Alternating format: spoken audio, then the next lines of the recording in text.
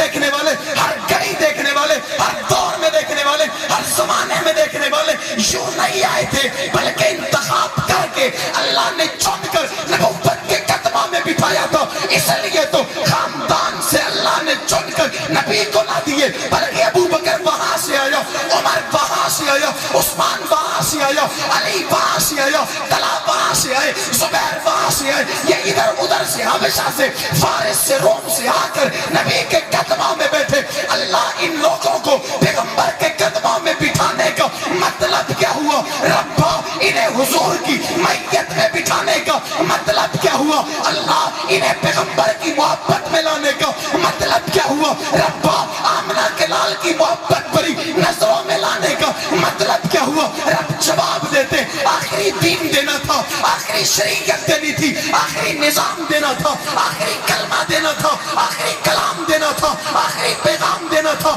آخری عنوان دینا تھا۔ آخری عنوان کے لیے آخری ان لوگوں کا انتخاب کر کے نبی کے قدمہ میں بٹھایا، اور جس طرح آدم سے لے کے عیسیٰ تک محمد کو چنا، اسی طرح ساری کائنات میں اصحاب پیغمبر کو چنا اور چن کر نبی کے قدموں میں بٹھا دیا۔ میں غلط نہیں کہتا، میں غلط بات نہیں کرتا، غلط بات کرنے کا عادی کوئی نہیں ہوں۔ میرا ہاتھ اور میرا تعلق، میری نسبت اور لوگوں کے ساتھ ہے کہ جنہوں نے کہا اللہ ایک، جنہوں نے کہا حضور آخری نبی، جنہوں نے کہا صدیق خلیفہ اول، جنہوں نے کہا فاروق خلیفہ دوم، جنہوں نے کہا عثمان خلیفہ سوم، جنہوں نے کہا علی خلیفہ چہارم، عزتوں کو مانتے، عظمتوں کو مانتے، برکتوں کو مانتے، رحمتوں کو مانتے، عظیمتوں کو مانتے، اس دیے گئے اللہ کی طرف سے آنے والے ان فردوں کو مانتے، اور ماننے کے بعد قرآن پر اعتماد ہے،